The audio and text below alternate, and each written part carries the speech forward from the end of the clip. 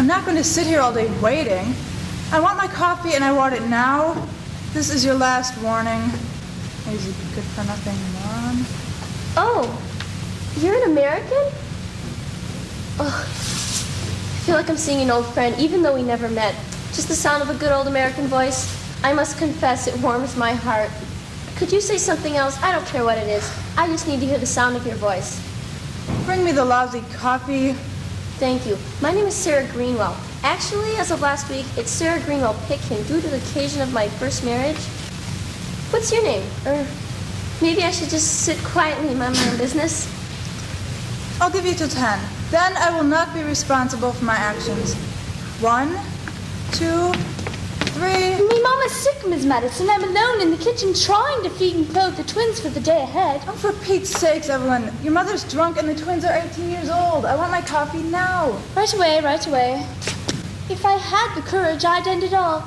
There's nothing left for me to live for, nothing at all. I'm nothing but a burden to myself and those around me. All I live for is my final reward. I'm still waiting for my coffee. See what I mean about the way they talk? They all sound like they're on public television or something. What's it like over there now? In America, I mean. Where I'm from, it's the first blush of spring, the time of year when I met Chuck Pitkin. I think about home all the time. The people are friendlier, and they cook things better, and the TV is much better. Sometimes I think that if I close my eyes and I wish hard enough, I could even be there, just for an instant. Isn't that silly? How long have you been over here anyway? Well, we got in Tuesday. It seems like forever. No wonder you're homesick. And lonely. Terribly lonely. I was under the impression you just got married. Oh, yes. But, well, you know, it's the little differences that don't seem to matter until you get married. See, Chuck and I are from different backgrounds. My family owned the only factory in town. People practically bowed down to us on the street.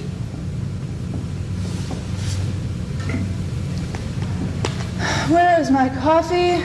And Chuck, well, they had nothing. They lived in a shack in the woods. And then they tried to sell things beside the road, usually just things they'd stolen or old junk. And then in the evening, all 15 or 16 of them would pile in the back of his daddy's pickup and go around looking for roadkills. And then they had a barbecue in the back, and they would grill them up right there next to the road. He still thinks it's a luxury to eat an animal with no fur on it. Do you see what I'm up against here? Well, I'm sure you can get used to each other. Wait, this coffee is terrible, isn't it? Yes, Miss Madison, I'm sorry. Take it back and make me a fresh cup. Do you understand? Yes, Miss Madison. How could you tell? It's always terrible. Saves time if I just don't taste it. Oh, really? Chuck is restless. He says he wants to move on. He says there's nothing here. Well, there's Stonehenge. Oh, have you been there? Every day. Really? Because we went and it was okay, but nothing moved or anything. It was just these rods. I got my own little Stonehenges, though. See? They were $14, or maybe it was pounds. Anyways, why would you go every day? Well, my husband likes it. Oh, your husband. You must be married. Oh, what a stupid thing to say. Of course you're married if you have a husband. Excuse me, miss. I'd like to order breakfast. This is breakfast inclusive, isn't it? What would you like? I'd like 2 poached eggs with sausage on the side, a grapefruit, and 2 coffees. My husband likes his first thing. Toast. Whole wheat, please. Very good. Isn't that dear? She didn't even write it down. Why should she? We all get the same thing every morning, no matter what we order. Really? Then why do they... Well, they think it's polite to pretend you could have whatever you want. How long have you been here? A long time. Very long time. Months. Years, even. Why would you stay if this is the way they treat you? Stonehenge. My husband loves Stonehenge. Porridge. Here. If I weren't around any longer, the twins would have to take over the place, make something of themselves. As long as I'm around, they do nothing at all.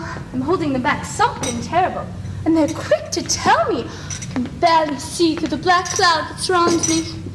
It's constant misery in my little corner of the world.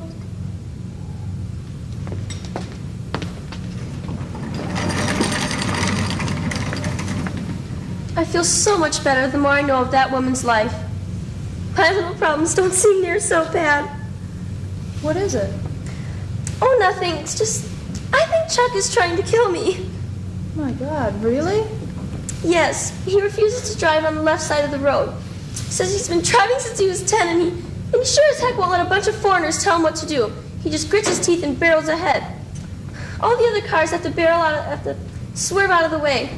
Everywhere we go, we leave a trail of cars on their sides next to the road. And you don't say anything about it? He won't listen. He says this is why we fought the war, for personal freedom. I don't know what to do. I think he's trying to bump me off for my money. All these odd things keep happening, and I'm lucky to be alive. I promised to spend the rest of my life with him, but I didn't think it would come so soon. Put this in his coffee. What is it? It's my husband's medication. What for? Oh, it's to calm him down. He has this condition. He can only remember what's happened in the last 15 minutes, then it's all gone. How awful. Yes, we prefer to think of it as a challenge. If he isn't here soon, he'll forget how to find the dining room. He'll forget that we're married. So we always have to stay together, so he'll remember. I wouldn't want to be you for anything in the world. Oh? Well, at least my husband isn't trying to kill me. Oh, I'm sorry. I'm just not myself this morning. I'm not even anyone I know. Sarah! Sarah, where are you? What will this do to him? Loosen him up. Break through his defenses and help him get to the truth. There you are. Didn't you hear me yelling for you? Good morning, honey. Yeah, is that what it is?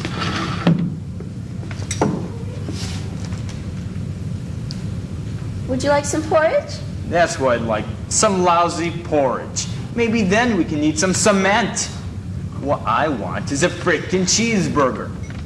I'll tell the girl. We could have gone anywhere, and you dragged me to this lousy little dump where all they speak is English. For Pete's sake, we could have gone to Florida. And you pushed this one on me, like it's going to make me a better person. No TV, no USA Today. Let me tell you one thing, baby. You have your way now, but I'll have my way in the end. Chuck, please. My husband would like a cheeseburger. A cheeseburger? Yes, a cheeseburger. My goodness, these Americans. We'll find you something.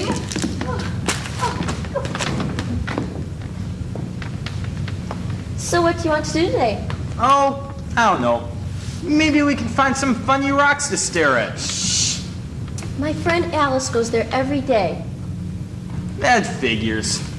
You know, I think I'd like to take a car and find a tavern with a big screen TV.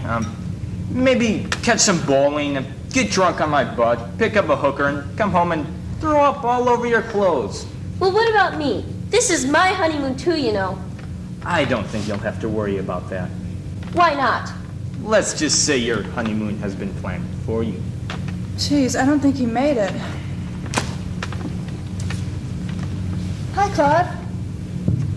Over here. It's me, honey, Alice. Give it up, sister. He ain't interested. I'll have a coffee, medium rare. We don't serve coffee medium rare. I'll give you porridge, though.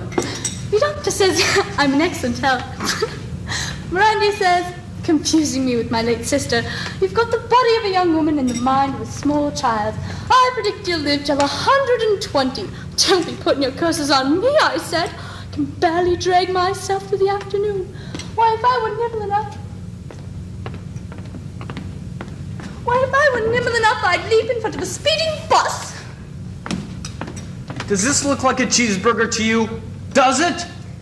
I'm sorry, Chuck. She just said she'd bring something. I need some male companionship. All this girl talk is making me angry.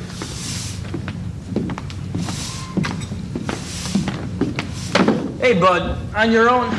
I think so. Hey, want to raise some hell today? Drink too much, drive too fast, buy some guns, see what happens? No, thanks, but I'll pass. Hey, it's your life. Say, do you know that woman over there? Alice something. Frankly, I think you're wasting your time. Oh, I think she's a beauty. Would you mind introducing me? Hey, Alice! Mind if this twerp here talks to you? Not at all. Thanks. Hi. Hi. My name's Claude. Hello, Claude. Won't you join me? I'd be delighted. You know, ever since I stepped in here, I haven't been able to take my eyes off of you. There's something about you, something special. There's something about you too, Claude. Are you traveling with anyone? I'm all alone. Great. You're the most beautiful woman I've ever met. I was wondering, would you like to take a trip with me today? I've got a brochure in the lobby. It's a place full of mystery, an ancient place, Stonehenge.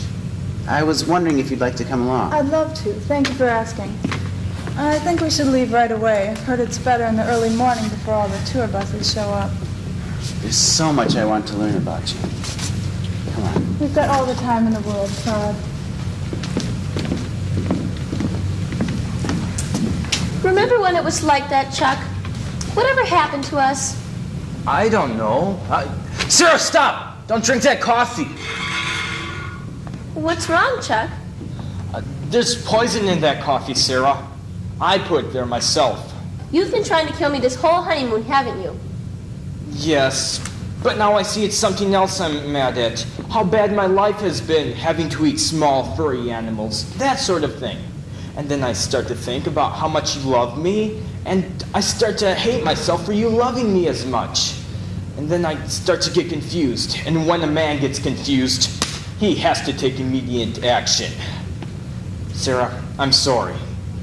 Why am I talking this way? I could be on any number of daytime talk shows.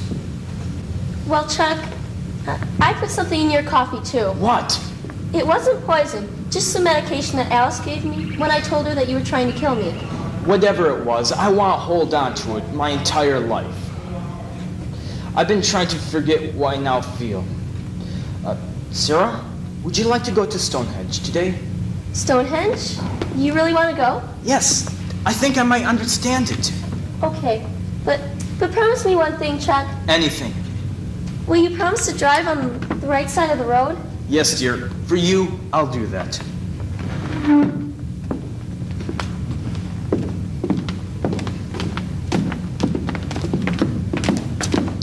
Coffee's still no good?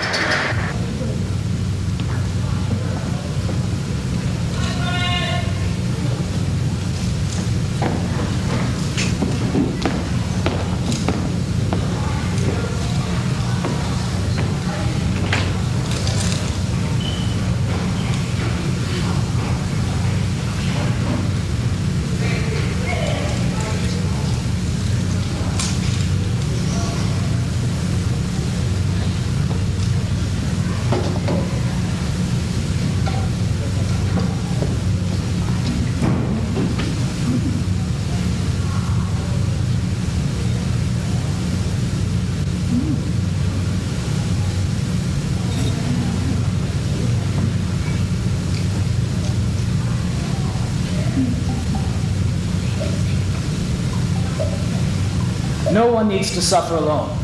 No living person is beyond help. And now Addict, the story of 3 young girls and how drug and alcohol abuse affected their lives.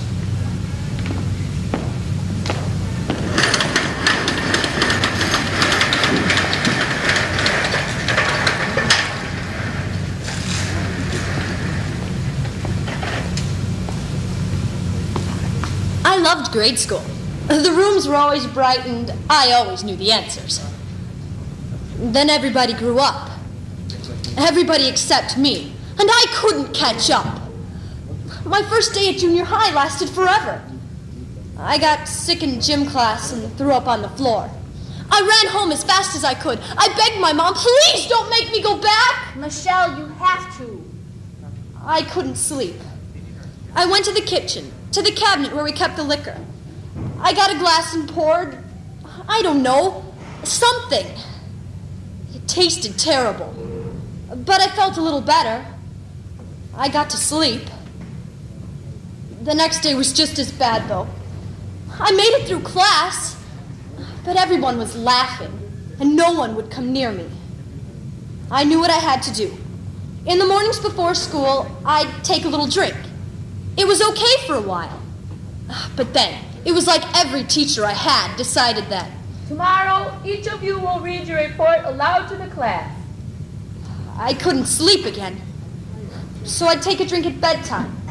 And then, before the class where I had to read, I'd go down to my locker, to where I kept a juice can with some whiskey in it. I'd take a sip. I could tell it was getting out of hand, and I got sick a lot. Well, I tried to quit a lot of times, but there'd be 11th grade California achievement tests, or we'd be dancing in gym and there'd be guys in there. It was always something. Then Art Phillips moved here. He was gorgeous, and he was in every class I was taking. Luckily, he didn't know I was alive. Then one Monday night, the phone rang. Hello? Michelle, this is Art. Art? Phillips, from all your classes. Oh, hi. Listen, this guy's having a party Friday. You want to go? Mom's got something she wants me to do right now. Could you call me back? No problem. I had a couple drinks before Art called back. So what about the party? I guess it would be all right. The party. Terrific. I've got to go now. Okay, see you tomorrow. I drank until I passed out. I was a wreck all week. Friday night came and I begged my mom don't make me go. But she made me. I relaxed a little when we got to the party, though. There was a lot of beer around and Art got one for each of us. How about something to go with that? Pills? Sure. I'd better not. Go ahead. Everybody's doing it. I'd never mixed drugs and alcohol before. A girl the year before in my homeroom, Sally somebody, went out partying one night. She got to drinking and taking whatever drugs anybody gave her. She overdosed. By the time they got her to the hospital, the doctors couldn't do anything for her. She'd taken 4 or 5 different kinds of drugs and they couldn't trace them all. She never came back to school. They had to put her someplace where they could watch her all the time. Art kept coming back and giving me more and more pills. I'd try to throw them away, but he'd catch me and bother me until I'd take them. What's your problem? I was too far gone to resist, and Art was too full of drugs and beer to listen. The party turned into a nightmare. Kids were getting sick all over the place. Some of them were screaming and crying as if someone was torturing them.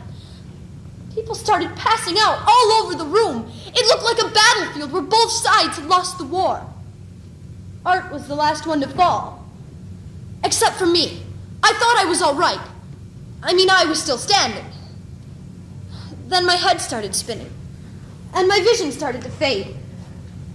The last thing I remember seeing is somebody coming through the door carrying a 6-pack. He dropped it and ran for the phone. He dialed the first 3 numbers when I passed out, too. By the time the cops and ambulances got there, people started coming around. But we all had to be admitted to the hospital. Art kept slipping in and out of consciousness for 3 days before he finally stabilized. It was weeks before the doctors could tell how much drugs, the alcohol, and how much damage they'd done. They'd done so much. But in one case or another, everybody who passed out at the party eventually woke up. Everybody. But me.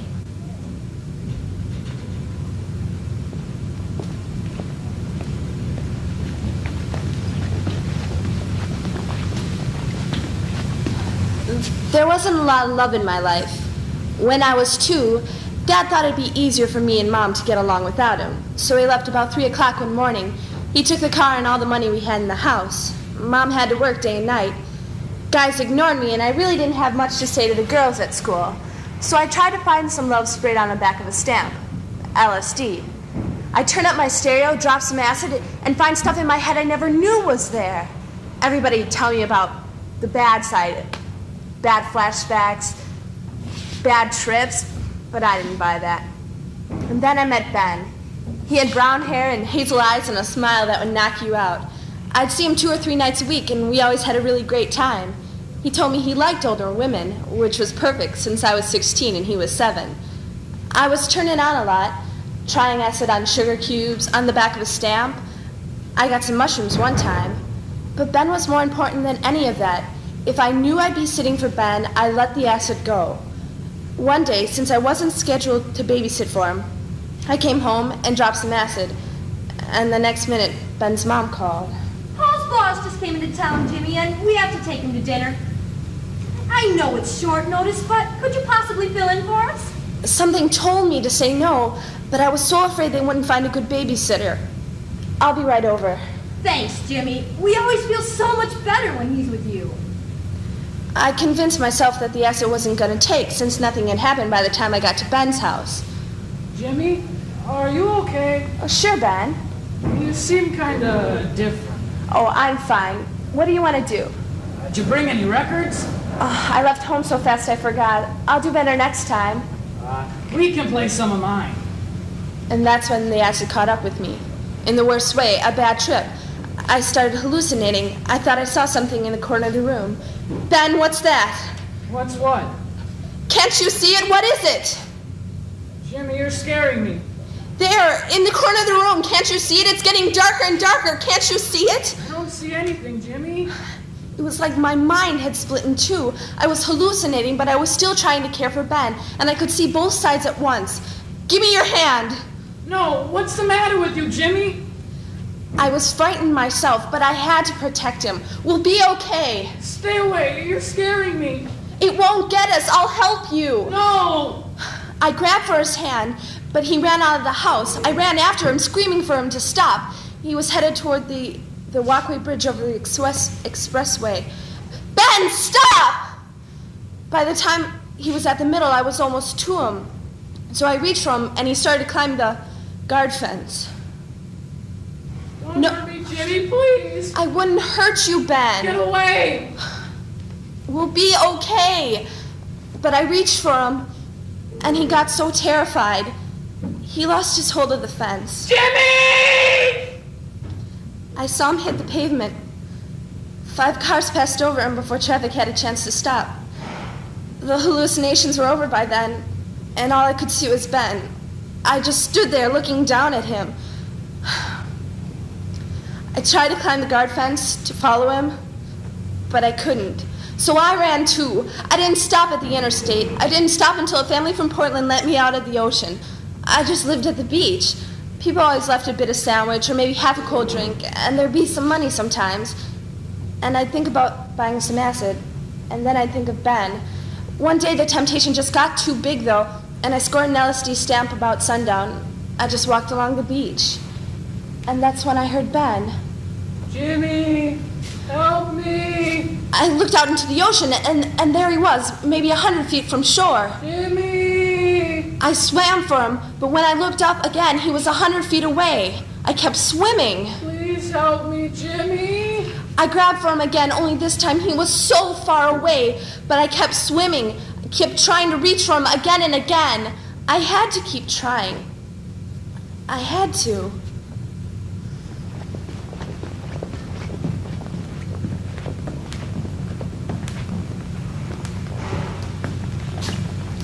I've heard about kids who play little tricks when their parents' friends come over. They'd dance or sing or recite a poem or something. When I was 3 and my parents' friends came over, I rolled their joints for them. Hey, when you live with pot, you started early. By the time I was in 4th grade, I was smoking nearly every day. Before I was out of junior high, I was dealing over $100 worth of weed a day and smoking almost 3 bowls myself. And then I discovered angel dust. And that PC piano joint was just what I needed. But Mom caught me at it about then. What are you dusting that with?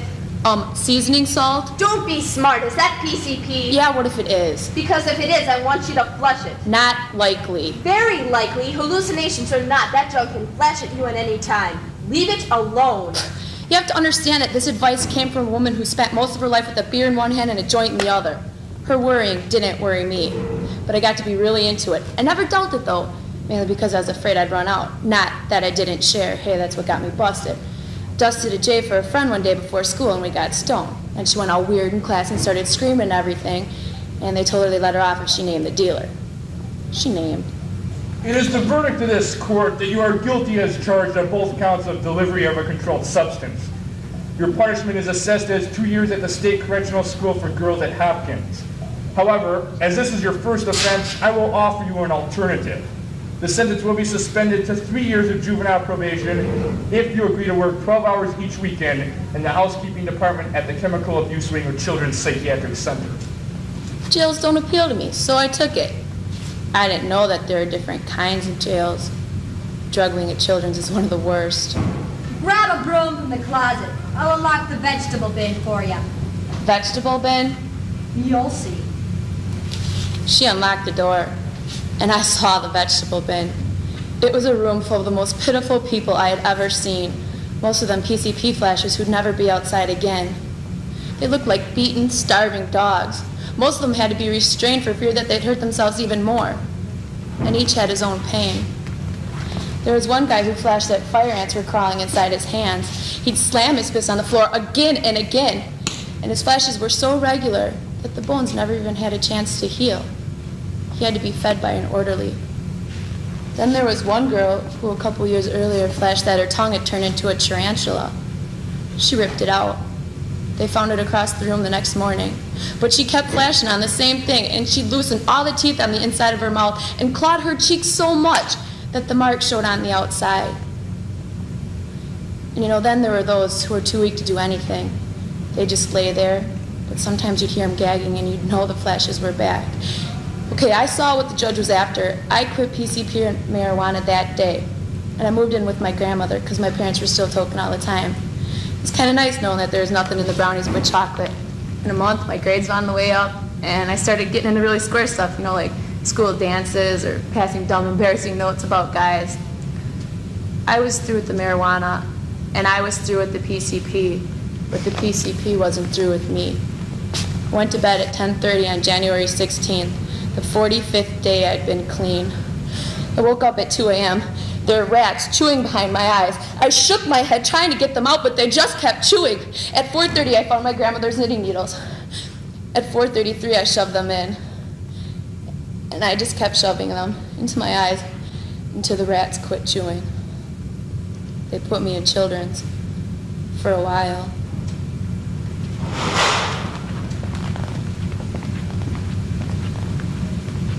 Autopsy, log week of 5/10/93.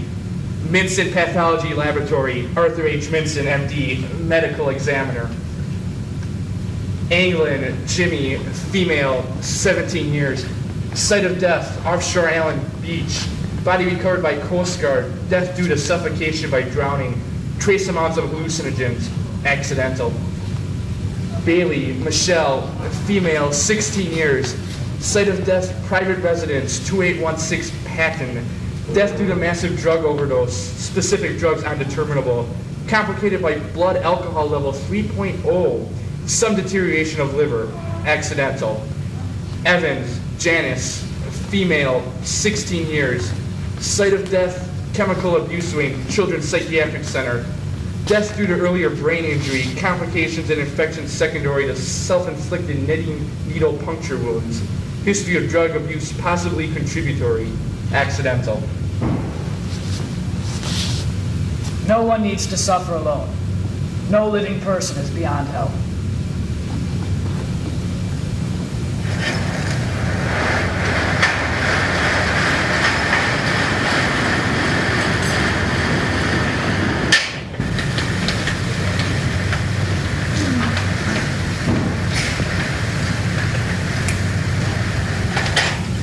To be or not to be? That is the question. Third period, English Lit. We had to get up in front of the class. Whether 'tis nobler in the mind to suffer the slings and arrows of outrageous fortune, Cat was in the middle of Hamlet, or to take arms against a sea of troubles, and Danny walked in, and by opposing end them. And I could tell by the look on his face. Mark's dead. I met him in the 7th grade. I was shy because we'd moved from a really small town and I felt sort of backward. Mark was always nice to me and he didn't have to. I mean, He was on the A baseball team and he didn't have to say a word to me, but he always did. Mark kind of brought us together, not just Danny and I, but all of us. He was always funny at the right time and serious when something went wrong, for any of us. We weren't really much of a gang, but I guess you could say he was the leader. Everybody liked him, even parents. If I was going to do something, my mom would always ask, is Mark going to be there? Everything was all right if Mark was there. Only she knew.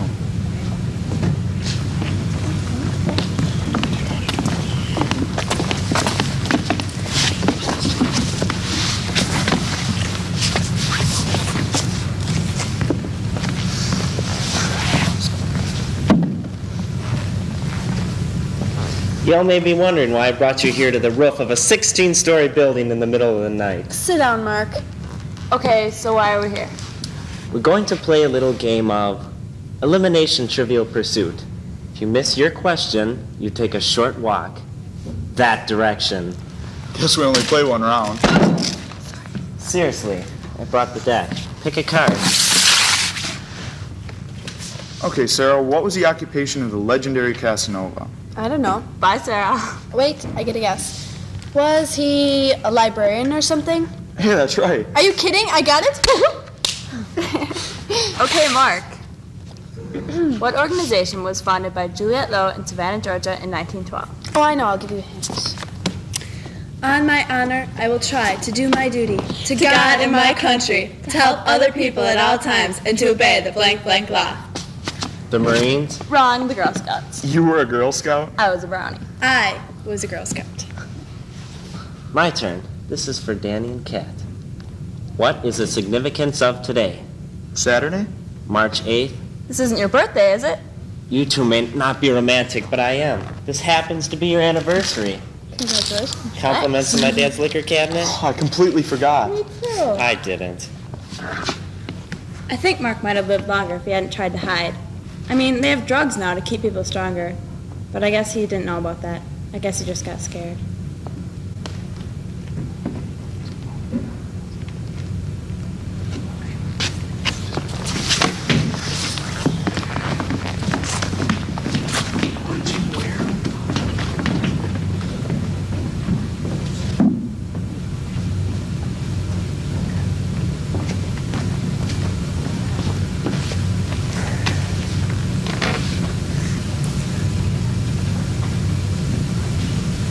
I scored some beer for us and some wine coolers for Kat. Did you call Sarah? Forgot. You know, today was your third missed practice in 2 weeks. Coach says you can't play on Friday. Yeah. So what happened? I had to go somewhere. You know, my brother never missed a practice. Not once in 4 years did he miss one. So what's your point? What's the matter with you? I need a favor. You look serious. I am. Don't tell me you're pregnant. Just listen. Sorry. Gotta swear you won't tell anybody. All right, I swear. Not even Kat. It's not like I tell her everything.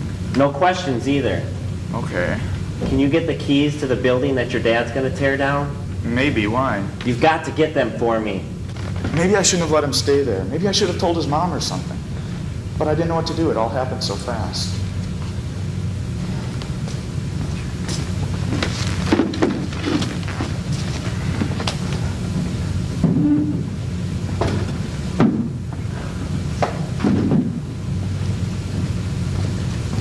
You know, your dad's a real jerk. Yeah, I know. There's nothing wrong with this place. Yeah, but he can make more money from an office building. Does the heat work? Well, the power's on. So are you going to tell me? Tell you what. Come on, Mark. I took a risk bringing you here. You owe me. Sure you want to know? Talk.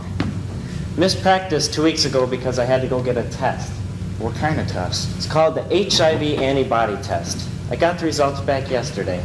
I tested positive. HIV? Are you saying you've got AIDS? No, would you listen? I'm not sick. I'm just HIV positive. But how did you get it? Who did you get it from? Doesn't matter. AIDS isn't something you just get off a toilet seat, you know? How'd you get it? That's not the point. I just need some time to figure things out. If I tell my mom, she'll panic and take me to the hospital. That place is full of germs. I'll get sick for sure. Well, what if the testing place calls your mom? It's anonymous. They just gave me a number. Oh, your mom's going to call the cops if you just disappear. I covered myself, at least for 2 weeks. This is weird. I don't know what to say.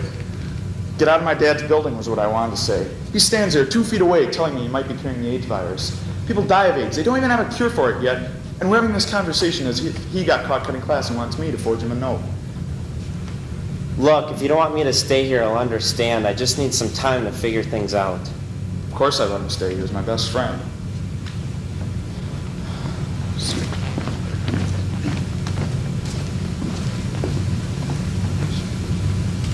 Hey, Danny. Yes, sir, what's up? I've got to talk to you. I gotta get to class. If Carter gives me another tardy, I'm out of the game this weekend. Danny, where is he? Carter, room 209. No, Mark. I think he's got history this period. I called his mom. She said he's at a baseball tournament. What did you say? I pretended I forgot about his tournament. Now, where is he? I'm late.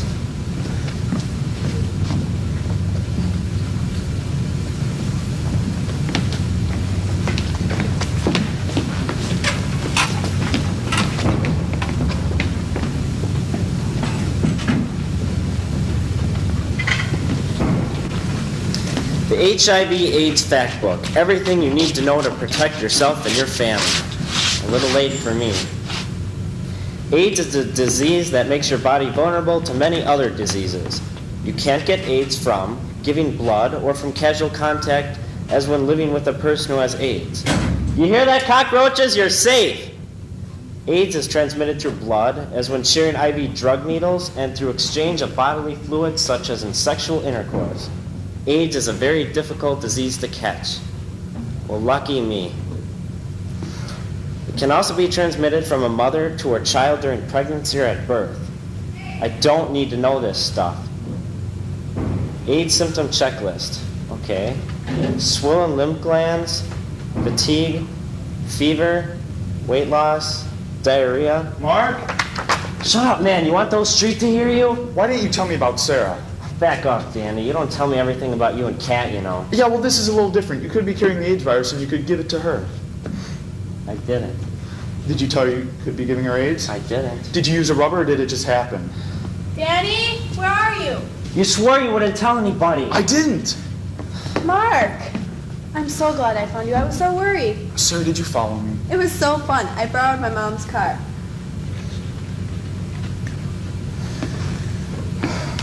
Sarah, you shouldn't have come here. I was going to write you a letter and explain you everything. Oh, great. When were you going to do that? After she was married and pregnant? Be quiet, Danny. Let him talk. 3 weeks ago, I took the HIV antibody test. Why? I tested positive. That doesn't mean I have AIDS. It means I've been exposed to the virus. I may develop some of the symptoms. I may develop AIDS, or maybe nothing will happen at all. What else does it mean, Mark? Be quiet, Danny. It means you gotta give it to Sarah, doesn't it? I didn't. You didn't. Did you, Mark? How can you be sure? Sarah, you can't have it. You don't know that. If I have it, you might have it too, Danny. I don't think so. I mean, it was only one time. But that's how you get it. My friend Danny, you never could stand it when I had something you didn't. You're one to talk. What if you gave it to her? What if you gave her the AIDS virus? She can't have it. How do you know for sure? Because I got it after you and I were together. How did you get it, Mark? Doesn't matter now. It matters to us. Look, take my word for it. You don't have it, and that's all that should concern you. We have a right to know how you got it, Mark. It's none of your business. Lying won't change anything, Mark. I want you out of here. I don't care where you go. Just take your damn disease and get out!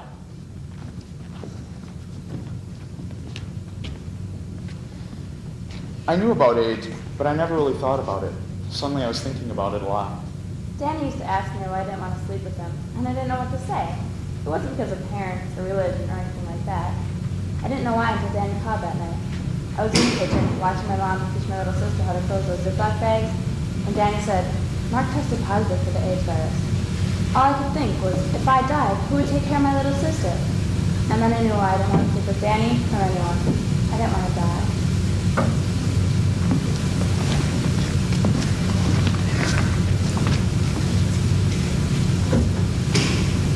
Mark, you here? Mark, I got the test. I don't have it. Sorry about what we said. Mark? I guess he left. Well, maybe that would be good. The cops found him. Maybe that would be good. I shouldn't have told him to leave. Well, you're upset. But I shouldn't have said that. You know that testing place? I'm sorry I didn't go with you. That's okay. Well, I just got some information about what's safe to do. I mean, you and Kat. Sarah. Well, I don't have it, but I could have. The guy at the testing place said there's a bigger increase in infection in teenage girls right now than any other group. Come on, let's go look for Mark. Teenage girls, Danny, like me and Kat, who don't think AIDS has anything to do with them. Look, would you just leave Kat out of this? That's just the point. She's not out of this. None of us are unless we, don't do it. Okay, fine, you're right. Now, can we please think about Mark here? Fine. Maybe he got sick. We could check the hospitals. We could call his mom.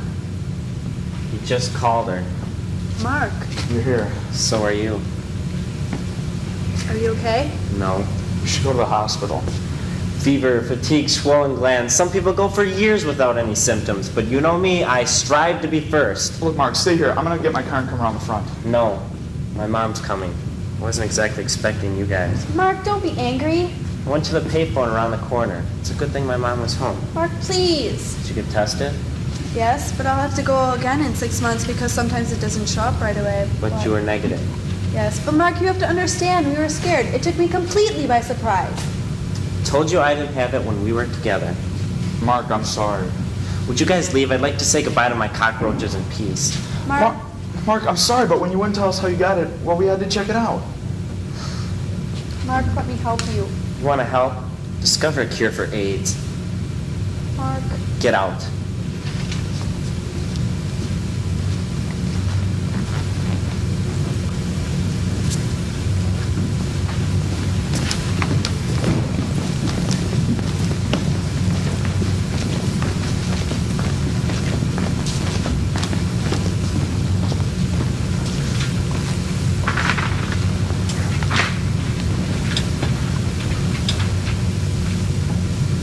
Thanks for coming.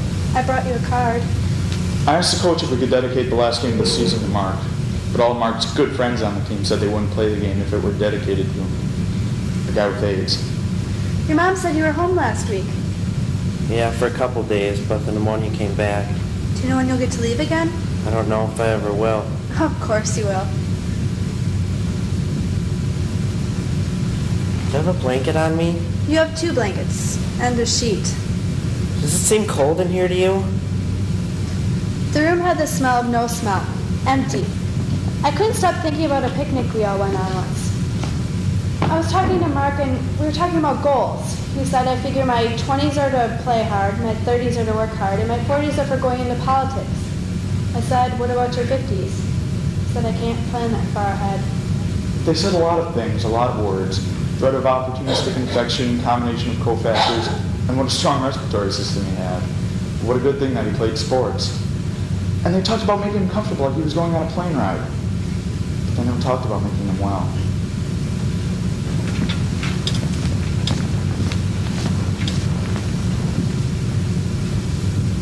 Come on in. Yeah, you got a window and a private room, that's great. Yeah, I never had it so good. Look, Mark, I'm sorry for what I said back at the apartments. I just got scared. I thought maybe I had it. Yeah, that would be frightening. Look, Mark, I'm trying to say something here. It doesn't matter. Something I want you to know. I mean, we're best friends, right? Whatever. Look, I know you thought I was sleeping with Kat, and I just sort of led you to the... But I wasn't. She didn't want to, and maybe she was right. You don't need to tell me this stuff. But I can understand why someone would want to. I mean, I'm not or anything, but... Well, I felt closer to you than I ever have to Kat, so I'm just saying... Are you trying to ask me if I'm gay? If you are, it doesn't matter. I'm still your friend. Well, I'm glad to hear that, but I guess you should know as how I got it was through your brother. My brother's gay? Would it matter to you if he was? I don't believe this. Relax. I'm not gay, and I doubt your brother is either. Then what are you talking about? Your brother's a coke fiend. He tried to sell me some at a frat party. He sells it? He does everything with it except shoot. He doesn't shoot it. What happened? He said he turned me on for some for free. Me and this other guy shot it. One time, that's how he did it. We shared the same needle. Then later I heard the guy was sick and in the hospital. That's when I got scared and went to get tested. Why didn't you tell me all this? You know who you are about your brother. Besides, he said he quit, so I figured I'd just leave it alone. Mark, I'm sorry. I thought you got it the other way. It doesn't matter now. That's the strangest part about all this. Things that used to matter so much I never think about. Suddenly what's important is my white blood count and whether or not I can feed myself. Mark, is there anything I can do? My best friend, Danny. Be careful. You know what I'm saying? Careful. One time. That's all he did it. They had some nurse come to our school and talk to us about don't do drugs, and if you do, use a clean needle, and don't have sex, and if you do, use latex condom. I raised my hand and asked, where were you 8 months ago when Mark was still sitting in this class? She said they didn't have the funding 8 months ago.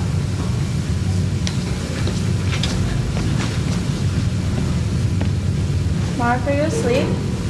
No, Can I come in? if you want. How are you feeling? Did you see aliens? Yeah? Well, I feel like I've got one inside me.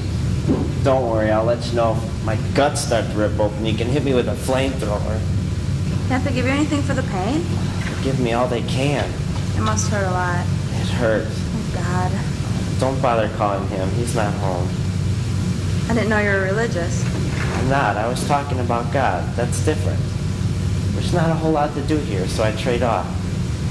First I breathe, and then when that gets tiring, I talk to God. You know, about stuff. And then it's usually time for a pill, or a shot, or an x-ray. You want me to open the window? Oh, that's a real good idea. Then if a passing fly wants to leave his filth and germs on my water glass, he'll have no problem.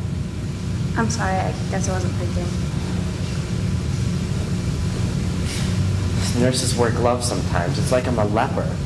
You know, I've been doing some reading about AIDS, and there are people who've had it for years, 5 or 10 or more, and they stay healthy.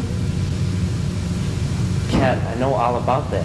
Well, I think it's exciting news. I thought everyone who had it died right away. Kat, I'm sick, okay? It doesn't help that I've hid, but now that I'm here, I've got pneumonia.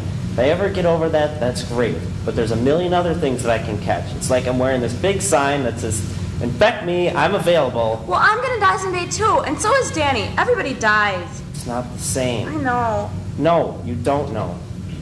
I'm beginning to finally understand what living is. Living is telling you I like you. I care about you.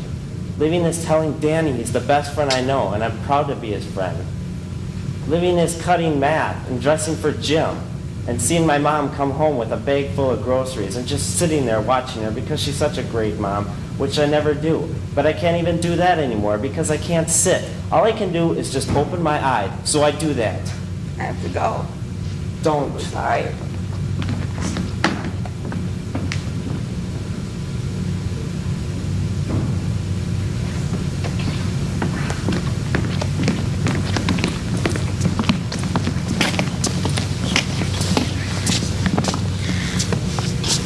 It was in the morning. I was on my way to school when suddenly I just knew. It wasn't a thought, it wasn't even a feeling, I just knew. And as I turned towards the hospital, I started yelling at him, saying, "Don't do it, Mark, please don't do it." But all the way there, I already knew. At the funeral, they had makeup on Mark's face. And I think they padded his suit so he wouldn't look so skinny. He weighed only 84 pounds when he died. I weighed 84 pounds in the 5th grade. They shouldn't have padded his suit like that. And at the funeral, they asked us if there was anything we wanted to say. Because we were his best friends. But what is there to say when all you want is to have him back? Goodbye, Mark. Goodbye, Mark. Goodbye, Mark. I loved you too.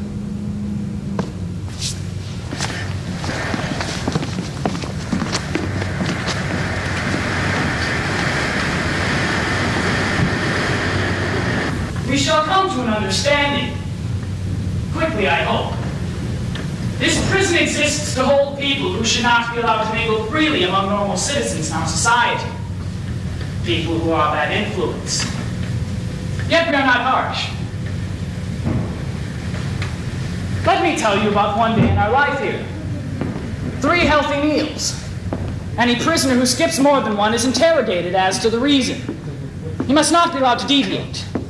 And he must stay healthy. Each person arises at 7 o'clock so that he will be prepared for the working day. A prisoner must not be late. Every prisoner has a clock which goes here. The jobs performed relate to time and its importance. Each prisoner must keep track of his time until quitting time.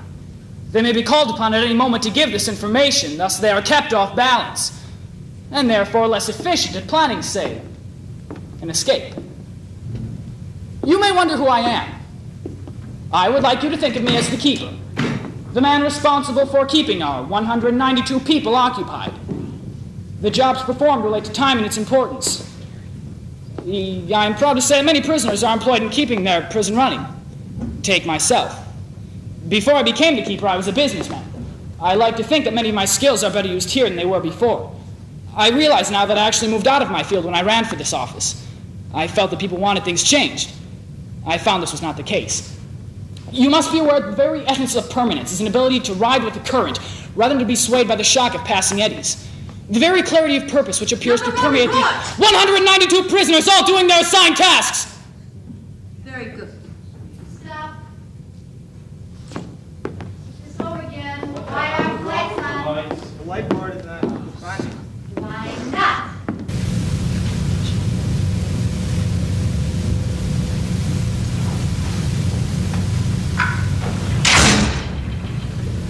Ladies and gentlemen, we shall come to an understanding. Quickly, I hope. This prison exists to hold people who should not be allowed to mingle freely among normal citizens in our society. People who are bad influence. Yet we are not harsh. Let me tell you about one day in our life here. 3 healthy meals. Any prisoner who skips more than one is interrogated as to the reason. He must not be allowed to deviate, and he must stay healthy. Each person arises at 7 o'clock so that he would be prepared for the working day. A prisoner must not be late. Every person has a clock which goes here. The jobs performed relate to time and its importance. Each prisoner must keep track of his time until quitting time. They may be called upon at any moment to give this information, thus they are kept off balance, and therefore less efficient at planning, say, an escape. You may wonder who I am. I would like you to think of me as the keeper, the man responsible for keeping our 192 people occupied. Each prisoner's work must be carefully selected to match his or her talents. Control must be maintained over the flow of food and the reports and other necessities of our work. I am proud to say that many prisoners are employed in keeping the prison running. Take myself. Before I became the keeper, I was a businessman. I like to think that many of my skills are better used here than they were before. I realize now that I actually moved out of my field when I ran for this office. I felt that people wanted things changed. I found this was not the case. You must be aware that the very essence of permanence is an ability to ride with the current rather than to be swayed by the shock of passing eddies. The very clarity of purpose. 192 prisoners all doing their assigned tasks. Very good. Thank you. I like to think that I do a very good job here.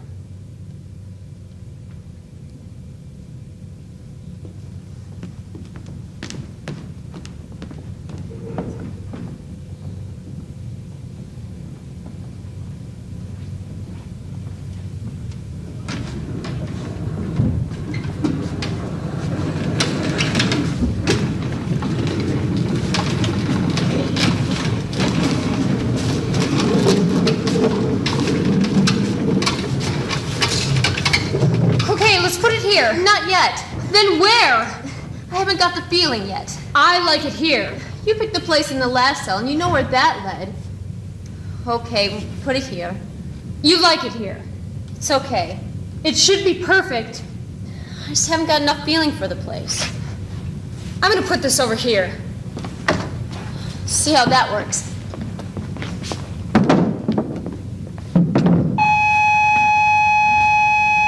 Oh, no. Yeah, I guess I see what you mean. A corner setting.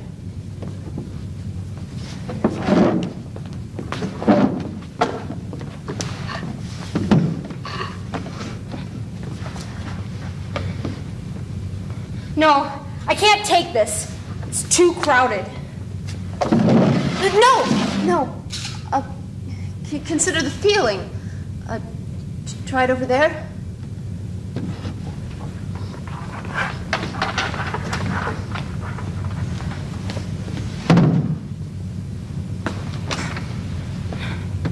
I don't like this. I don't like this at all. I can't see you.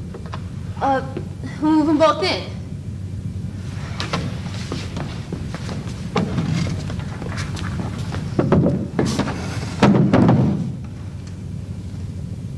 Okay?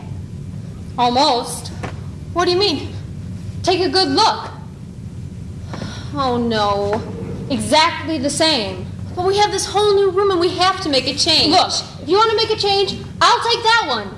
Well, that's not a real change, and you know I have to have this side. Come on! I have to sleep with my good ear down so that the ticking doesn't bother me, and I have to wake up facing you, and the grate is right there, and I don't know what I do. You don't like your feet in the draft, and you don't like the light falling on your face, and you don't like... Enough!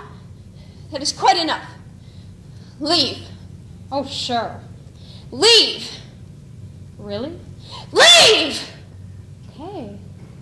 Okay.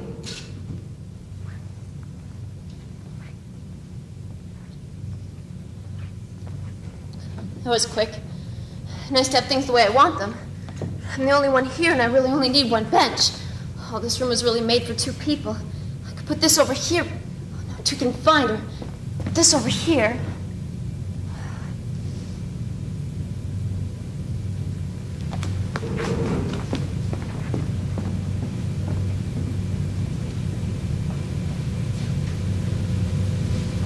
This will be quite satisfactory. In fact, I think I will like it here. Huh? I said I would like it. I'm going to be happy here. Are you okay? Okay. Yes, okay. I'll right in the head that stuff. My friend, don't duck away. My friend, I have been certified sane by the finest investigating boards the government could force together. I think they would have rather found me insane. But they did not. So now I'm here, safe behind these walls. But tell me, my friend, what did you do that put you behind these walls? Nothing. I'm not a prisoner. But you are. I need no doctor to tell me. I have eyes and I see you standing there. I'm a guard. I can leave whenever I wish. Then leave. If you don't want me in your cell, I will go. No, you misunderstand me. I do not want you to just go from this cell. I want you to walk through the doors, out the hall, and home. I couldn't do that. I'd lose my job. Then you are a prisoner, forced by circumstance to stay where you do not wish. But I like it here. It's cool in the summer and warm in the winter. We don't get much trouble, and all in all, the work's not too hard. You know, I think I shall come to agree with you. This place will be quite pleasant once I get it arranged a bit. Arranged a bit? Yes, of course. Don't you arrange things when you move into a new house? Yeah. What do you arrange? All kinds of things. Do you arrange the furniture? Yes, of course. And the pictures on the walls? Yes, doesn't everyone? Not everyone. But I do. And I must arrange things here. 2 benches and a clock? No. Those are too close to bother me. I must arrange the view so that it satisfies me. The view? Yes, of course. One can hardly be completely happy with the first view one sees of things. After a while, one must search for deeper meaning, richer connotations. Do you understand me? I'm afraid not. I'm sorry. Why? Let me see if I can show you. Do you see that wall? I do. And the window through it? That is not very clear. Then come stand a moment to watch. The frame is solid stone. A flawless pane of glass is set in the grooves of the foundation of the universe. No force could smash that glass. And beyond it is a view. My God, what a view. Do you see it? What's it like? Blue sky, green grass, black water with white foam, and a yellow-orange furnace entrance over there for the sun, and rich brown earth for that plowed field where the golden grain will grow. Where have you seen such a scene? I've seen it nowhere else. I see it everywhere, whenever I want. But I would always want it. Oh no, it becomes boring. I can change it. How? The sun rises in the sky, and it becomes a thin, tasteless yellow disk. The cyanic sky pales white-gray, and the dust from your field swirls in a wind devil. The grass dries, and the dust from your fields fades it more. Scum grows on the water, and the earth becomes a muddy shore. A fish lies dying on the edge. Man stumbles across a field. A single shot rings out. He falls, head blown open. Stop! Why? Bring the other back. But I can't. Why? This is only a wall in a dungeon below the ground, and I'm the prisoner and you are the guard. But you made it once. And I can make it again. But what about me? You are free to go see these things for real. But they aren't for real. Neither one. The first. And the second. Make the first for me. The blue sky. Yes. The golden gray. There it is. The green grass, black waters, and sun. Yes, all there. And the man? What man? The man walking across the grass. Stop him. Why? Stop him! Why? Don't want him to die. But he won't die. No? No. Are you sure? Yes. See, he's just lying down. He is. Everything is okay. Yes. Will it stay that way? Yes. changed it once. Yes. You could change it again. Will you change it again? No, not for you. But if I come in here and see something different, You never will. This is your dream. isn't it yours? No, You mean you don't want the green grass? not all the time. Not mud or rocks or fire all the time either.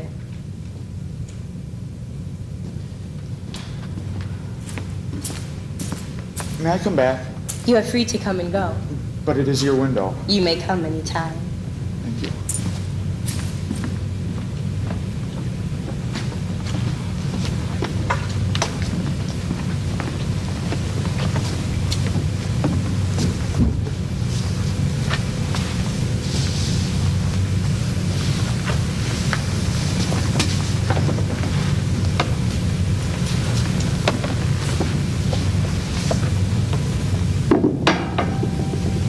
What are you doing? I just wanted to see what would happen. Well, stop it. It was only an accident. I don't care what it was. Stop it. What do you think it is? A metal frame? No, I mean beyond the grill. A hole in the floor. But think, maybe it goes someplace. I know where I'm going. To sleep. Forget about it. But where does it go? Out, maybe. Maybe we go down and we find something and then we're out. Look, if it were loose, if we could get out, they would have fixed it, right? Forget about it and lay down.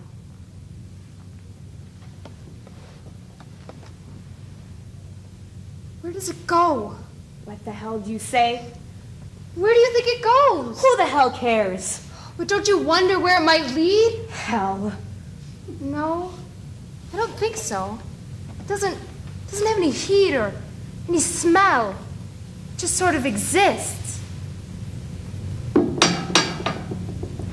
Don't you have the urge to find out more about it? Don't you, huh? Get out of my face. Look, if you're so interested in that thing, why don't you... Will you stop it? Why don't you go down there? No, oh no, I couldn't. Who knows what might be down there? I couldn't do it alone. Please come with me. What do you have to lose? You could always turn back. Down there, think of it. A way out. Nobody could stop us. Anything we might encounter together, one of us could handle. You could get us through. All you have to do is start by moving the grill. It's such a small step for a strong person like you. Move over to it. Feel the metal with your hands. Feel it come free. Now lift it out. Okay, set it aside. See? It was easy. You did a great job. Now, the next part. Look at that ledge. All you have to do is put your toe down on the ledge. Then you can lean against the other side and get down easily. See here, look, turn around and put your hand here for balance. And put your foot down in the hole. What am I doing? You go down that rat hole if you're so interested in that thing. No, oh no, how could I? I know it's the way out. But I think of things down there. I dream of escape. I know we can escape. You could handle anything that might be down there. I can imagine what might be down there. It might be a scorpion. And as it crawls across my hand. I can see it raising its tail above its head. It's about to strike me! Please, you go! Why? You're safe! You don't see them beforehand! You don't fear! We can leave this place. I don't want to go. I like it here. Free food, no work. You go if you're so interested. I can't! Why? What have you got to lose? Think of it down there. A way out. Just one little step down that ledge. It's easy. Come on, I'll help you. Come on. I can't! You can! I can't! I can't!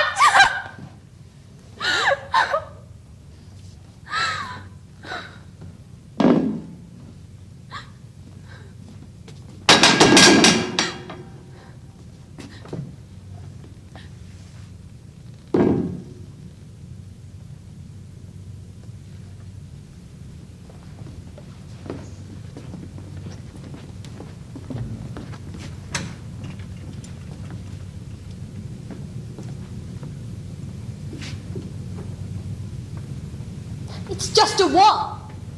Only a wall. Why did the guard tell me to look for the field beyond the glass? There is the glass, and beyond, another wall. Why does he toy with me? There's the window and the bench and the clock, as he said they would be. Will you stop that infernal ticking? But the window is only a taunt, a lure, a siren that calls to nowhere. Why did you put it in to taunt me? You answer me! Why are you here in that wooden brass, smiling that chummy smile? You think you are better than I am? You are wrong! I have only to reach out and grab your swinging spine, and you die! No tick! No tock! Stop that! You see? You see, I control it! Is there anyone down there? Can you hear me? Anyone? They want me to go mad up here, but I won't. I can stop their clock, and I am in control. Let them get me, and they will know I can fight. I can stop their clock. Let them get me now. I will lay my defenses.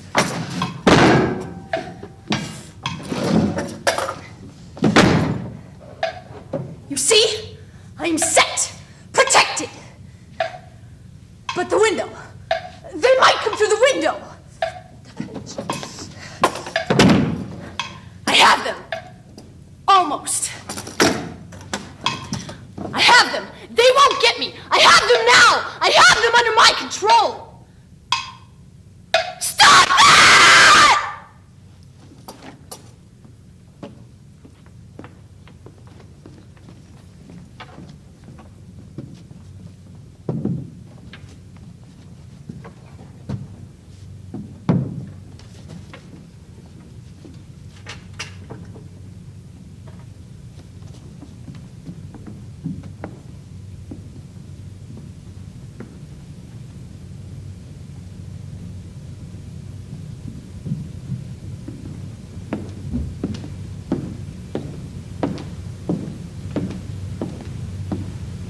Ladies and gentlemen, we shall come to an understanding. Quickly, I hope. This prison exists to hold people who should not be allowed to mingle freely among normal citizens in our society. People who are a bad influence. Yet we are not harsh. Let me tell you about one day in our life here. 3 healthy meals. Any prisoner who skips more than one is interrogated as to the reason. You must not be allowed to eat, and you must stay healthy. Each person arises at 7 o'clock so that he will be prepared for the working day. A prisoner must not be late.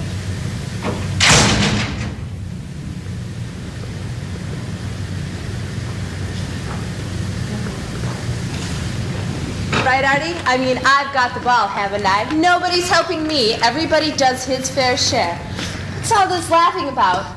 No giggling now, no giggling. This heavy? How about now? Now is it? You shouldn't carry so much if it's too heavy for you, Artie. Come on, Artie, let's get serious. What's all this laughing about? I mean, if someone was trying to make you laugh, I'd understand. Say if someone was tickling you, like if I did something like this, or this, or this. Honest, Artie, what a laugher. You must have the best you must be the best laugher in the world. All right, come on. Let's get serious. This looks like a good spot. Time to get organized. I'll get the chairs, and you get the food in the cooler and stuff, okay? Oh, okay. And we'll just set up and have a party like that. Why don't you just take Coke out of the cooler and close it back up again, okay? Okay. No big hurry. Only I told Mrs. Thompson we'd be back around 6, and you know how she is. So we'll just set up and have a party like that. Only wait. Hold it. Time check. What time is it? I don't know. Well, you've got the watch I gave you. What time does it say? 3:30. 3:30. Come on, Artie. You didn't even look. 4:30. No, don't guess. Think. I'm trying. I don't think I can. All right. The big hand is the? minute hand. And the little hand is the? Hour hand. So? I still don't think I can. All right, the big hand is on the? 7. And the little hand is? Past the 4. So? I thought this was supposed to be a party. Well, it is, only you have to. All right, you were right. It's 4:30, a little past. Well, straighten your cap. What? Your cap, straighten your cap. Hey, you took my... Honest, Artie, I don't know about you. I think you may be losing it. Lost it. Can't find it. Third time today, Artie, you gotta hang on to things. What's Mrs. Thompson gonna say, Artie? I'm gonna have to tell her, you know. Mrs. Thompson, Artie lost his cap again. What's she gonna say, Artie? I mean, I'm supposed to look out for you, but how can I do that with someone who can't even hold on to his own cap? She won't let you come with me if you can't do any better than that, Artie. Now, where's your cap? You've got it. Me? You're really something. You know that, Artie? What? I mean, really. I swipe your cap, tickle your guts out, make you do all the work, and all you do is laugh. You're okay, you know? No, I don't mind. Oh, I know you do. Only, you know.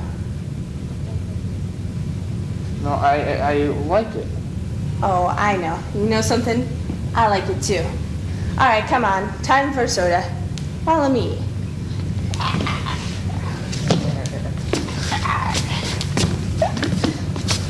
All right. Here you go. Just take it easy, all right? You drink too much, it'll rot your teeth. And don't tell Mrs. Thompson. She hates for me to give you that stuff. You know what day it is today, Artie? Your birthday? Well, yeah, I know you knew that. But how old? 13? Ding, ding, ding, ding, ding. Hey, right. 13. The big 13. Everything's different. Wonder if it'll be unlucky. Probably. Did you feel any different when you turned 13? No. You turned 13 so long ago, you probably can't even remember. Boy, Linda sure got different. I hardly even know her anymore. All she thinks about now is makeup and boys. Scary. She's so nervous about starting junior high on Monday, she probably won't sleep all weekend. What a wiener. Junior high, big deal, not so scary. Although I wonder what it'll be like. Oh well, come on, time to sing. Happy birthday to me. Happy birthday to me.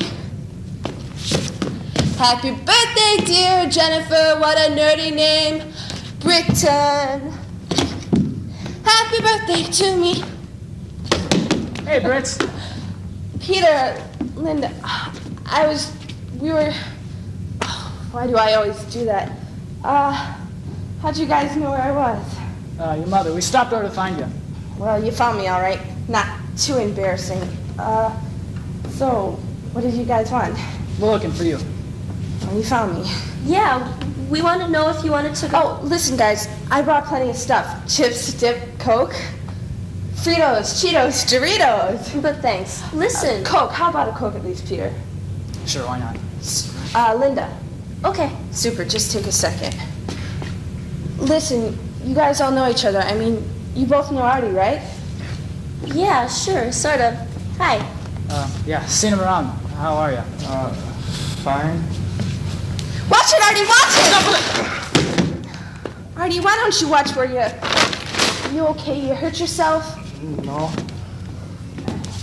Why don't you just come over here and have a seat, okay? And we'll play some volleyball as soon as you rest it up again, okay? Okay. He's all right, just a little embarrassed, that's all. Yeah, sure, who wouldn't be? So, what's up? What's going on? Nothing at all. You know. No, really, come on, what is it? Well, we were just... Well, Peter, you tell her. Well? Nothing, really. We just promised some kids we'd meet him is all. Oh, okay, when? Well, at 6. We figured you'd be done with your little thing here by then, your party or whatever. And then we could, all go over together. All right, where are we supposed to go? To South Brick Mall, inside next to that video games place. Oh. But not till 6. Yeah. So you still have plenty of time here and all. No big rush or anything. Yeah, right. Well, what do you think? I don't know. I guess, I suppose so. Only we have to be back early is all. Great, we all do. See, I promised we'd bring you along. But then I got all worried and everything because we called and you weren't home. And your mother said you had Artie with you. And I was sure that you wouldn't want to. Wait a minute. Hold it. What about Artie? What? What about Artie? Well, I don't know. What about him? I just thought that, since you had him along, you might not want to. Hold it. What's going on here? Tell me, really. Well, by the time you took him all the way home, you wouldn't want to go. Why should I have to take him all the way home? Mrs. Thompson lets him stay out till 9. You don't want to. You're not taking him, are you? Sure, of course. What did you think? To the mall? To Southbrook? Yeah, if I go. What did you think? What's going on here? Well, it's just that Artie's, and everybody's going to be there, and you just can't drag him along. Why not? Because he's, No. Tell me, what? What is he? You know. Peter, you tell her. Well? You can't take Artie, Brooks. Why not? Because he's retarded. Oh, so he can't go. No, he can't.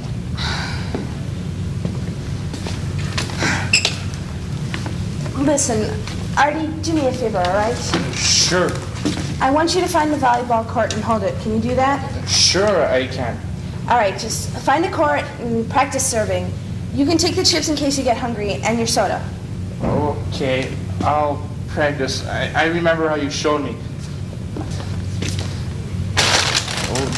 What about the stuff? Oh, don't worry about it. I'll take care of it. You just go on ahead. Okay, I'll go practice. So what's going on here, really? Nothing. Nothing's going on. Don't be so,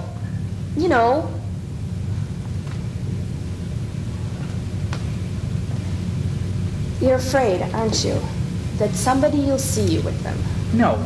No one's afraid of anything. That's it, isn't it? You don't want anybody to think you've got a retard for a friend. No, that isn't it. It isn't just that. You're afraid someone's gonna see you. Oh, wake up. Come on. Everybody's going to be there. Stacy Westby and Kathy Forbes and Jeff and everybody. And you just can't drag Artie along. Because you don't want anybody to see you with him. No, I don't, all right? I don't. And I don't care if it does sound terrible. That's how I feel. And you shouldn't care either. It's just, do you know what people say about you? I don't see what you're making such a fuss about anyway.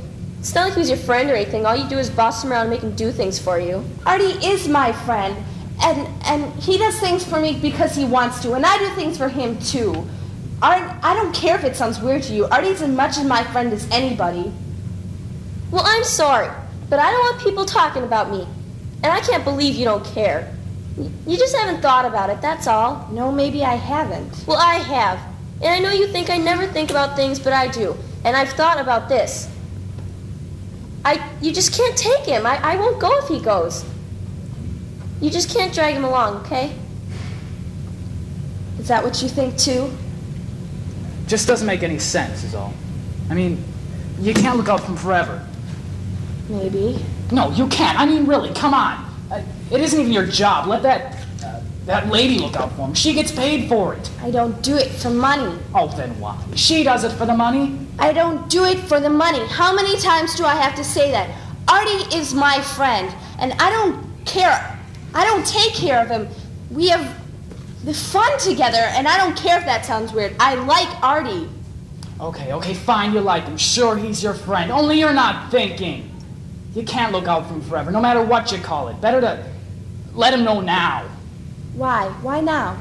Because, that's why. Oh, great reason there, Peter. Really smart. Because. Okay, what's today? Your birthday, right? 13, right? Mean anything to you? Maybe things start changing a little. Grow up, Britton. Stop playing games. You're not some kid anymore. What's that supposed to mean? Oh, what do you think it means? I don't know. You tell me. Okay, school then. How about school? What about it? You're not even going to be going to the same school as Artie anymore.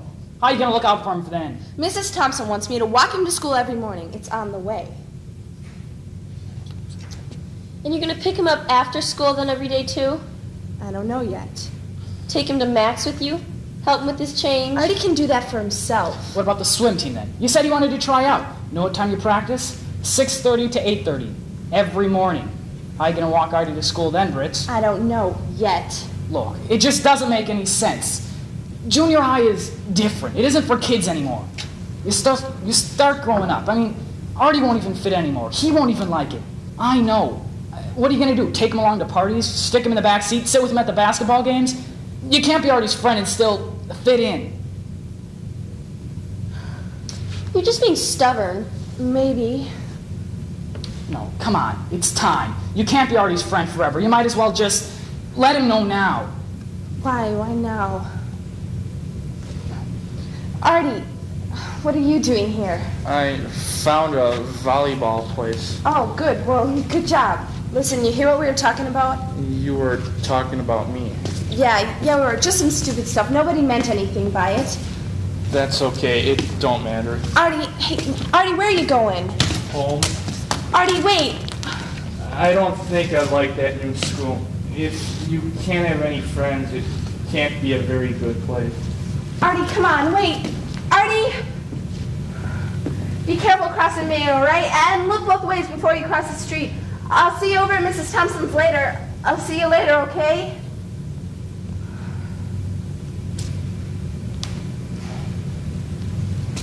Where's he going? Mrs. Thompson? He'll get over it. Yeah, right. It's like he's got something, you know? Everybody acts like Artie's got something, like the mumps or German measles or something. Maybe he should just stay home at bed until he gets over it, like you'll catch it if he touches you. Only he won't get over it. And everybody's afraid of him, and Artie's afraid too. Everybody's afraid of Artie, and Artie's afraid of everybody, and nobody can do anything about it.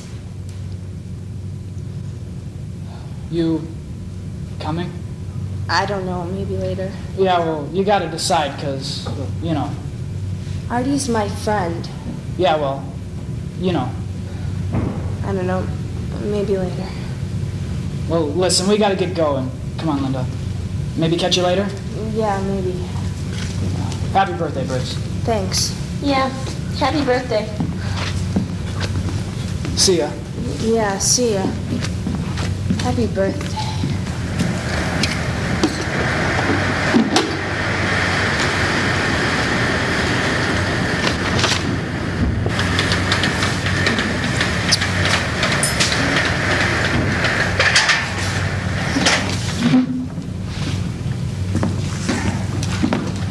Hello, Snow White. Well, no one here. How's the hash today? Oh, fine, sir. And how are you? Say, me, I've got it all over the hash. I feel great. Better than a Scotchman who's found $1,000. And have you found $1,000, sir? Well, not exactly. But with a couple good ideas and a few hours of work, I might have enough for my rent and a sirloin steak. Sounds promising, doesn't it? It sure does. And how would you like your steak done, sir? Rare, medium, or well done? You old killjoy. That was a promise, not an order. I'll eat later, but first I want to get some work done. Okay. So, why don't you go out into the kitchen? Yes, sir. Oh, wait a minute. Watch your hurry. I need some literary advice. Here, I'll explain the situation to you. A friend of mine is an actor, and he said to me, "You can sit down." I said you could sit down. Yes, sir. So are you going to? Oh, were you talking to me, sir? I thought that was part of the story. No, that wasn't in the story. Who are you going to? Oh, no, sir, I'm not tired. He said to me, "Would you like to make some money?" Oh, yes, sir, I'd like it very much, sir. Would you? I'm sorry, but I can't help you. He said to me, "Would you like to make some money?" I said I'd like it fine, sir. That's what the man said to me, not what I'm saying to you. Do you understand? Yes, sir. No, sir. I mean, yes, sir. No, sir. Just go on with it. All right, I'll go on with it. My friend is an actor, and he has a pull with the director of some variety show circuit. Someone dropped out of their bill at the last minute, and they said if he brings on an act for a fellow and a girl, they'll give him a chance to fit in on the bill. So my friend called me up and said he'd pay me $50 to turn over a snappy 20-minute act. Now, being fed up with writing purely for pleasure and artistic value, I couldn't exactly turn down a handful of cold cash. So that's the story in a nutshell. Now, tell me, does anything funny happen here? You know, the kind of thing that happens every second but no one can ever think of? Here's your chance to dish out a little advice, and I never saw anyone pass up on that. Tell me about it now. Wait, what was it that you wanted me to tell you? Let's see how I can shed some light on it. I'm trying to write a little scene, a little comedy sketch. And I thought that a restaurant is the root of all comedy. It has all the elements. Noodles 3 feet long, a soup with hair in it, prehistoric hash, onions, 1,000,001 possibilities if I could only figure out how to use them. So, tell me now, does anything funny ever happen here? Funny, sir? No, nothing's funny. We have accidents, sir, but very seldom. Well, go out and have one now, the kind that prevents you from ever having another. Yes, sir. This is a hell of a mess. How about a nice little nip of lemonade? Sorry, I thought you were the waitress. I don't suppose you carry lemonade on your hip or in your handbag, do you? Don't bother looking. I'll wait for the waitress to return with the breakfast menus. You might as well stay. It's raining out. What difference does it make to you if I should get wet? You see, I have such a sympathetic nature that it really affects me badly to see anyone get wet. It almost disturbs me as much as getting wet myself. Oh, the impertinence. All right, it's up to you, but you won't find a better restaurant. They have honest-to-goodness finger bowls here, and their cooking is wonderful. Well, at least their eggs are. That's all I've ever had. And it's inexpensive, too. There, that's better. Now, I hope you and a cup of coffee will conspire to inspire me. I sure wish Snow White would hurry. I'm getting hungry. It's Snow White, or one of your 7 dwarfs. We want breakfast. Did you call me, sir? No, I called the ghost of your great dead ancestor to see if we're getting any breakfast this morning. But you'll do. Good morning, miss. Would you like breakfast? Yes, I'll have coffee. And are your eggs newly laid? Oh, yes, ma'am. As fresh as a flower. Good. I'll have 1 boiled egg. Coffee and 1 egg. Okay, yes, ma'am. You know that waitress's logic is altogether false.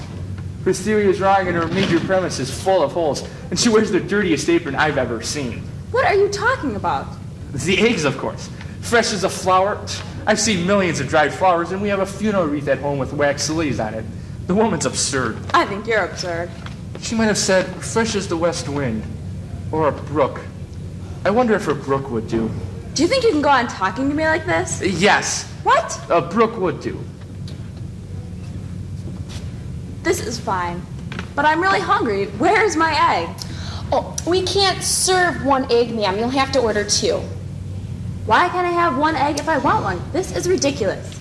I must have 1 egg. Oh, well, ma'am, we just don't serve 1 egg.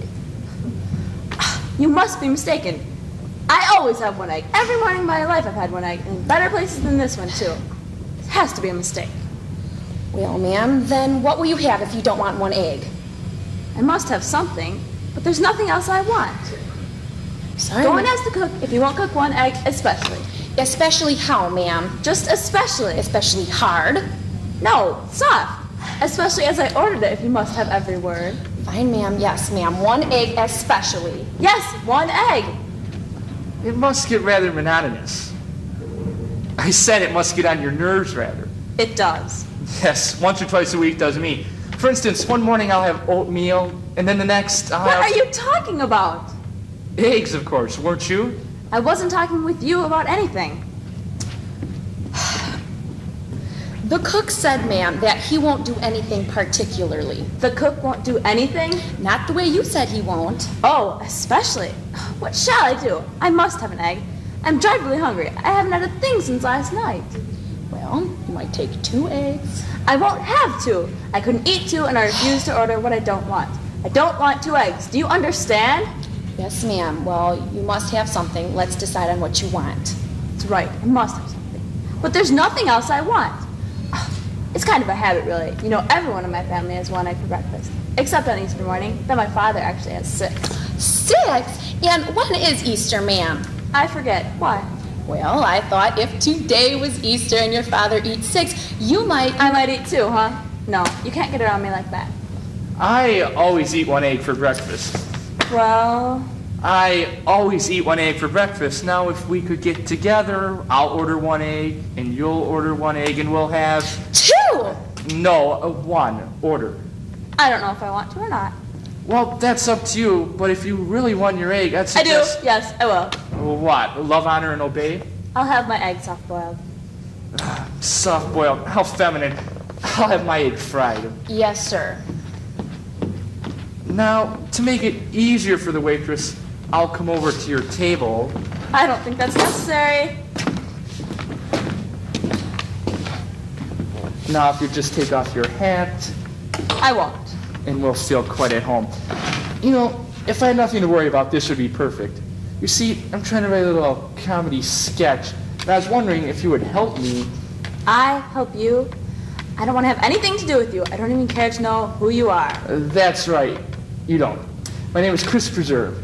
Not related, however, to the famous line of preserves, raspberry, strawberry, or quince. Chris Preserve? Don't you remember me at Dartmoor University? I went there, but... Mary Cross. Now don't you remember?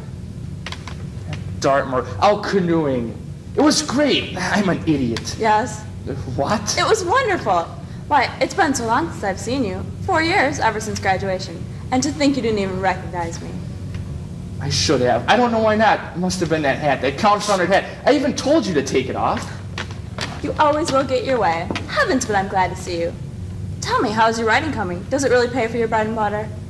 For all I get. Newspaper assignments usually pay for my lunch and dinner, but hack work pays for my breakfast, which is why I always eat 1 egg. Speaking of eggs.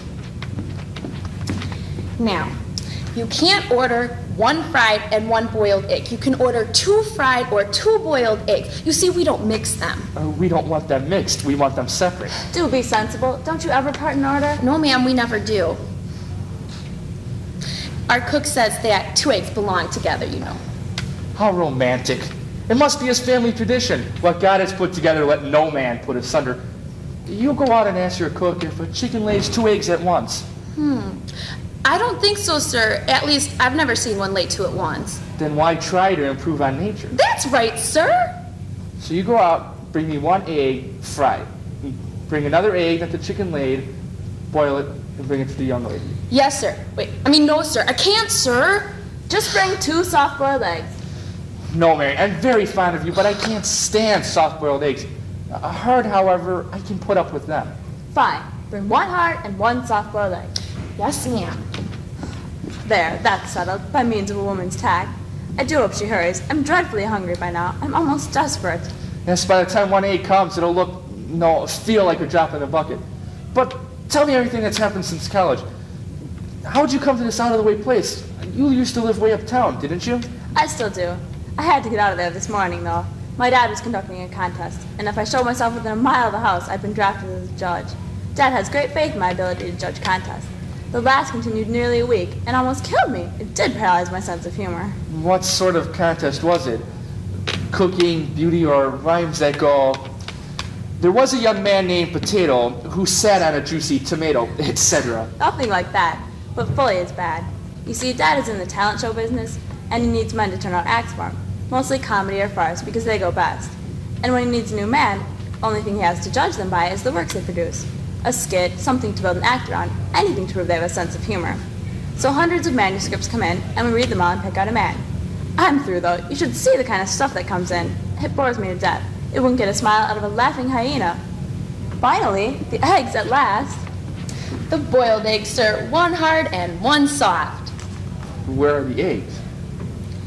Well, the cook said that you can't do that. You can't have 1 hard and 1 soft. But you know what? I have a great story to tell. One time when I was waiting tables at the state insane asylum, there was this one man, and there were really queer people there, and they always used to run around and stuff. Well, there was this one guy that seemed sort of strange. So one day I went up to the matron and asked what was wrong with him. And what was? Well, the matron said that the man thought he was a poached egg, and he was looking for a piece of toast to sit on. What happened? Well, so I put a piece of toast on the chair, and I was wondering if he was going to sit on it. Did he? Well, no, sir, because I'd forgotten to butter it. That's a wonderful story. Why, it's rich in humor. And to think it really happened. But pouring food. I'm about fed up on humor and starved for food. Waitress, let's hash this out. Oh, hash for you, sir? And what will the lady have? I, for one, am set on one egg. You see how unusual you are, Mary? Ordinary hens are in the habit of setting on a large number of eggs. Stop your chatter, Chris, and let's get down to... breakfast. Or rather, let's get the breakfast down us. My coffee is already cold, and we haven't even settled on the treatment of our eggs. Okay, well, how about I just bring you both a fresh cup of coffee, and then that will give you time to, well... I'm sure it will. You go out, get a cup of coffee for both of us. Hurry, though, and by the time you return, we'll have thought. Yes, sir. Of all the impertinence, she is dreadfully impatient. You know, I'm sure you're just the man Father needs, if only you had a sample to show him. A one-act play, maybe. We could write the scenario for one now, and then you could go show it to him. And I was thinking, this egg situation bringing us together and all. It has brought us together, hasn't it? Maybe forever. I mean, bringing us together to the same table would make a wonderful idea for a talent show. We could exaggerate it as much as we wanted, and I've even thought of a title, a wonderful title for a play, One Egg. But play nothing, that's a myth. We can expand it. Let's get it first. And fill it with puns and epigrams. Oh, shrimp and cucumber. Sorry, I was confusing it with stuffed tomatoes. That's fine. The scene will be in a restaurant. Should it be French, Spanish, German, Italian, or American? Any old kind. Like this one. A man will be sitting at a table. He wouldn't just be sitting at the table. He'd be likely to be doing something. Let's see. Writing. That's what I was doing. Writing a little sketch for a friend who's an actor. That's good, writing. Then a woman will walk in, like I did, and she will sit down and she'll order one egg, which the waiter will refuse to bring. The man will then state impertinently, I always eat one egg for breakfast, but not impertinently. The man and woman then get together, and the eggs, of course, must be symbolic, the two eggs they order. It must be symbolic of how their destinies are forever to be joined in a... frying pan? No, Mary. You know, it really is quite idealistic. Two eggs, two minds, united, blended. I prefer them soft-boiled. I certainly am hungry. So am I, but this idea fascinates me.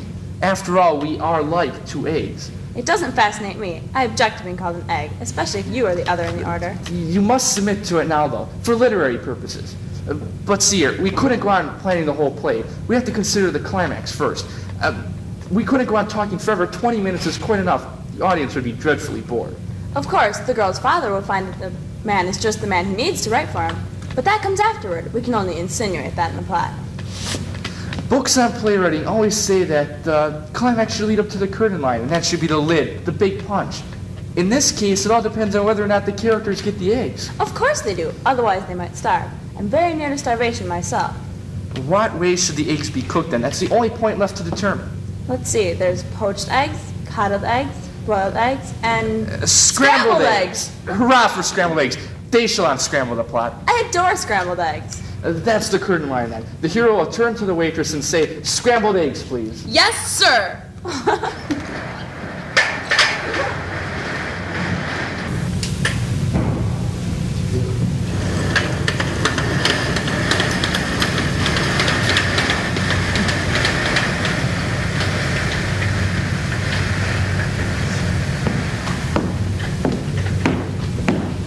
Love stinks. You think it's funny? Well, it's not. I wish I never would have laid eyes on Billy Thompson. He's stupid, selfish, insensitive, and about as much fun as an abscessed tooth. All right, maybe his life hasn't been that great. Billy's father, Herb, runs a funeral home. But the thing is, he acts like someone who runs a funeral home. All slick and solemn and stiff. He's the kind of guy that likes working around dead people because they can't talk back. And Billy's mother, Gladys, she's best left alone. But the worst thing about the Thompsons, the thing Billy can never forgive, is that they lied to him. It all came out one night at one of Gladys's fancy cocktail parties in the funeral home. Party chatter. Well, he certainly is. Tom. Yes, he looks nothing at all like... His parents? Yes. He's not. Theirs, he's not theirs. He's adopted. But of course he doesn't know.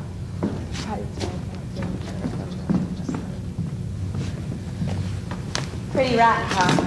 When you're a kid and your parents lie to you, you never really know who to believe anymore.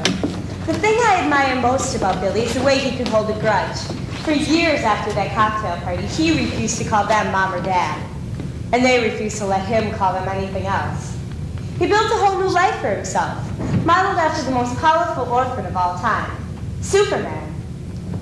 Faster than a spitting bullet, more powerful than a locomotive, able to leap tall buildings in a single bound. Look, up in the sky, it's a bird, it's a plane, it's Superman. Great Scott, it's that fiendish Lex Luthor. He's planted a bomb in the United Nations building. Thousands will be killed on this. This is like a job for Superman. Up, up, and away! Ah, well, my old friend Lex Luthor, we meet again. What's that, a laser gun? Put away your puny weapon. You can't hurt me. I'm invulnerable. Now, let me melt that gun with my heat vision before you hurt yourself. Great Scott, I almost forgot about the bomb! Billy. Oh, hi. Hi. What are you doing? Playing? Billy, for God's sake, you're almost 9. Don't you think you're a little old? Billy, your mother's very hurt. Is it too much to ask that you call her Mom? We're your parents, Billy. We're the only parents you've ever known. Look, we always meant to tell you, but one word, Billy, one word. Mom. Is it too much to ask? Yes, it is too much to ask. Clean up this room and get rid of that ridiculous costume. Yes, sir. You're a cold one, Billy Thompson. Do you know that? Yes, sir, I know that. You can't hurt me. I'm invulnerable. I guess it was in the 4th grade when I really got to know Billy. The only reason I noticed him at all was because, like me, he didn't have any friends. But we got the chance to get better acquainted at, of all places, the funeral home. What are you doing here? I'm looking for the girls' room. It's downstairs in the basement. What are you hiding? Nothing. If it's nothing, then why are you hiding it? If I showed you, you'd probably tell my father. I don't even know your father. Oh. So what is it? This. Superman? Yeah. He's my favorite.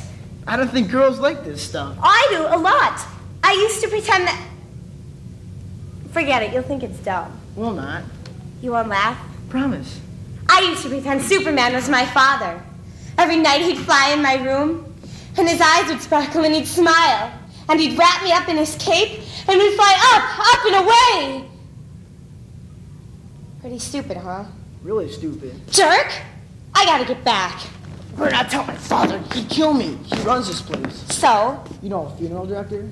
So? You don't think that's funny? Everybody else does. I don't think anyone's father is funny. Well, what's your father do? Nothing.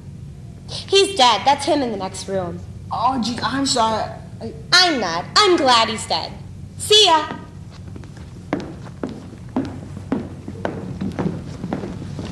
What can I say? I fell in love with Billy Thompson that minute. Partly because of the Superman thing. Partly because he was the only kid I knew as miserable as me. But mostly because in some way I knew his father had hurt him like my father had hurt me.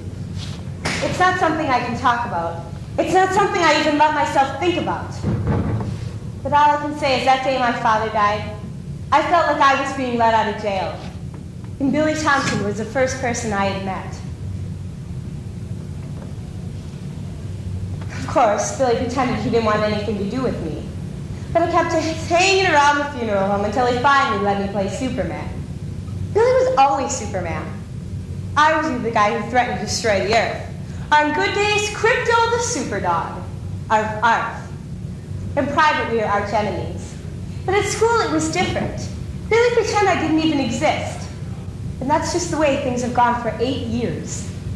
We either argue or pretend the other one isn't alive. Our version of the ups and downs.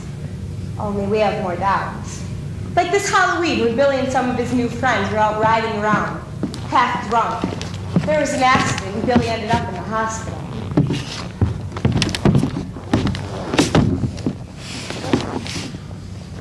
Why have you decided to come? I don't know. I think you do. I'm so tired, but I can't sleep, and I'm so tired. I have bad dreams, nightmares. Tell me. No. Do you have these dreams every night? Almost. The same dream? It's getting worse. Tell me about it. I can't. It will help if you talk about it. Why should I believe you? Why have you decided to come? Because I'm desperate. Then you just have to trust me, won't you, Billy? Try to tell me. I'm just sitting at the auditorium at school. I'm alone. It's very dark. The heat comes on. I can hear the click and the whoosh of hot air coming out of giant vents on both sides of the stage. I'm sweating. I want to go outside of the cool, but I can't. I don't know why. I just know that I can't. Sweat's pouring down my back. My clothes are sticking to me. I have to take off all my clothes. I'll melt. I'll disappear. I'll die. I take off my shirt. It might be enough. For a moment, I'm even comfortable. But the heat, waves of heat. I grab my sneakers and try to yank them off, but the rubber soles melt my hands. I peel my socks away as they disintegrate. I clutch my belt. The buckle burns my hands, but I'm too panicked to stop. I rip off my pants and throw them away. I'm naked. I can't. Try, Billy. Finish it. Please, leave me alone. Try, Billy. What are you afraid of? What is it? Them, the dead people. The dead people. My father runs a funeral home and we live upstairs. I see. No, you don't see. You can't see because you haven't been there. You haven't lived there. What's it like, living in a funeral home? You get used to it. Do you? Then why the nightmares, Billy? Do you remember when they started? Did something happen? Something change around that time? Yeah. What was it, Billy? What happened? It was just another stupid fight with my father. Oh, man.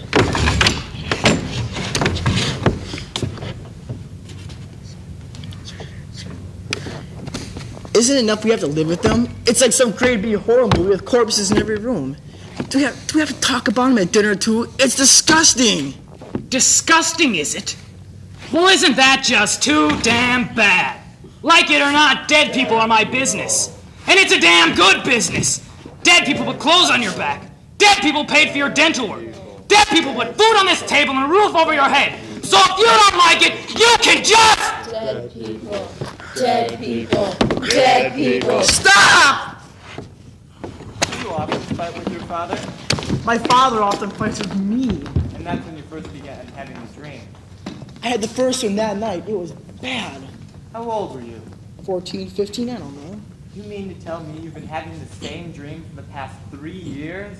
Yes. No, it changed. How did it change? It's not just the dead people anymore. It's Kim. Kim, the dead people, and me. Kim is your girlfriend? No, yes, I don't know what she is. Why don't you tell me about her? Well, what do you want to know? Everything. When did you first meet her? Well, we've been going to school together since kindergarten. Come on, Billy, cooperate. If I have to drag every little piece of information out of...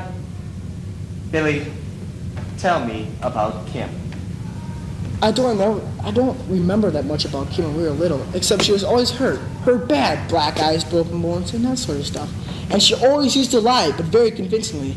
She was quite an actress, even in the first grade. And we believed her. It was her father. He beat her? Yes, I didn't know that then. It was later, years later. For a long time, she had me convinced that he was, well... Up in his arms, and he'd wrap me in his cape, and we'd fly up and away. Gee, imagine having Superman for a dad. My father was better than Superman.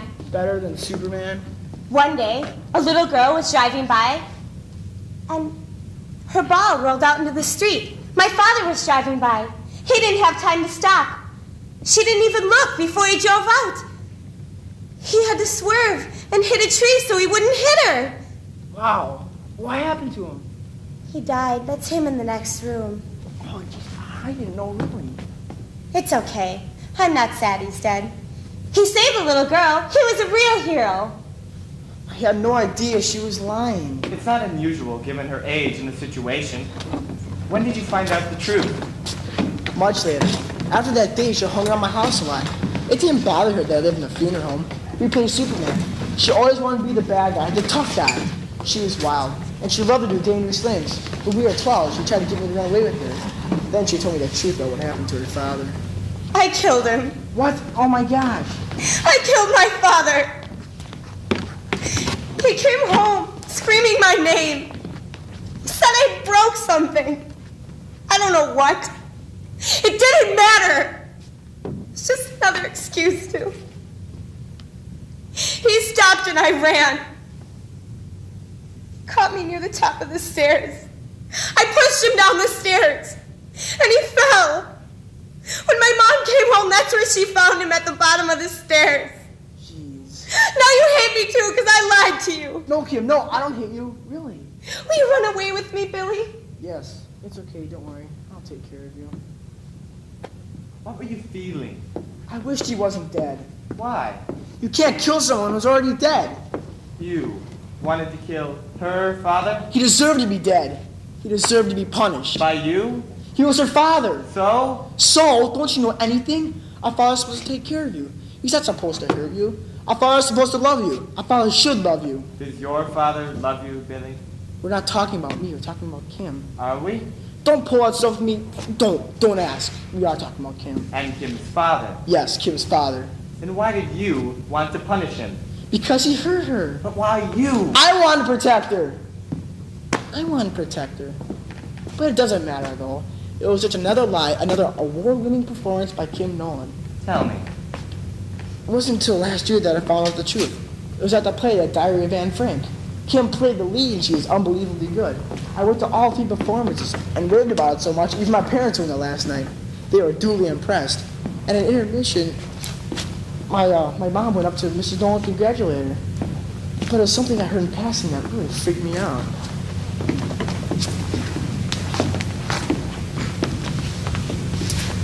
Such a young man. I'll never forget that day as long as I live. When they called me from the office to tell me he was gone, his heart just gave out on him. One minute he was dictating a letter, and the next... I didn't wait for the play to finish. I went backstage after the play was done, and I called her out on how her father died. I was tired of being lied to by Kim, by my parents. It wasn't just the lying, though, was it, Billy? I don't know what it was. I felt so... I can't explain. Try, Billy. Don't give up now. Helpless. I felt weak and helpless. It wasn't enough that she wished him dead. I wanted to believe that she'd actually kill him. Did you? That's sick! God, that's so sick! What's wrong with me? Billy, I think what you wanted to believe was that in the battle between fathers and their children, that the children have the ability to protect themselves. Do you understand? You talking about my father? No, Billy. You're talking about your father. The night of the play, was that when Kim became part of the drain? Yes. You were in the school auditorium. It's dark, hot. You're naked. I'm naked. Suddenly the stage lights come up. The auditorium is filled with people, hundreds of them. I see kids, parents, teachers. I see Mary, Dave, Sue, all the kids I hang around with. Then, over to the side, I see them, the dead people, all of them. I moan. They shush me quietly, but they don't turn to me. I get myself under control. Then Mr. Nolan catches my eye and winks at me. I want to get up, but if I do, they'll see that I'm naked, so I stay in my seat. It's getting cold. I'm cold. I look for my clothes and they're gone. What happens next? I don't think I can. Go on, Billy. Continue. I look up to the stage. There's some goofy high school play going on. The stage light, the lights change. There's a single pool light around this girl holding a book. She's very beautiful and very real. It's Kim. The play is The Diary of Anne Frank. She speaks. It's not in English, but it doesn't matter though. I know what's happening. The Nazis are coming for him. I hear the distant sound of marching feet.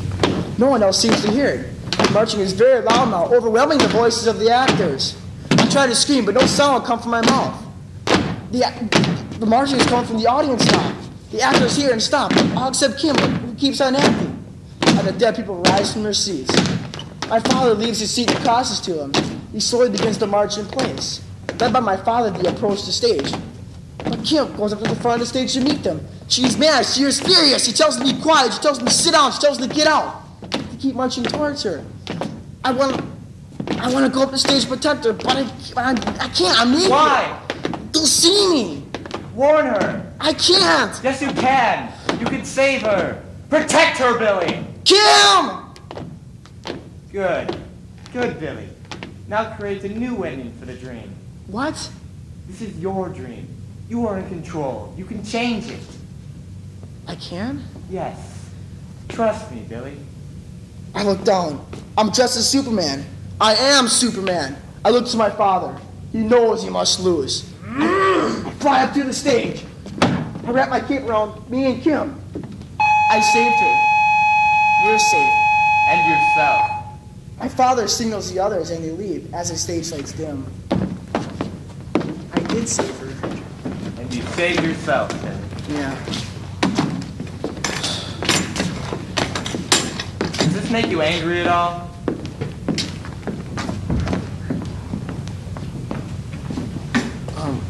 Was the dream real, Billy?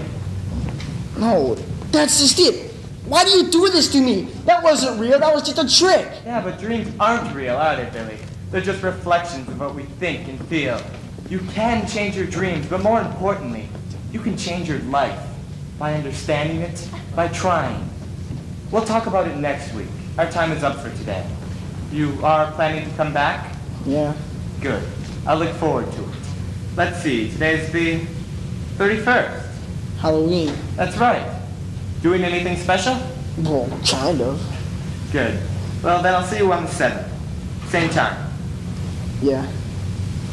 Oh, and Billy, I'm glad you came. Yeah, thanks.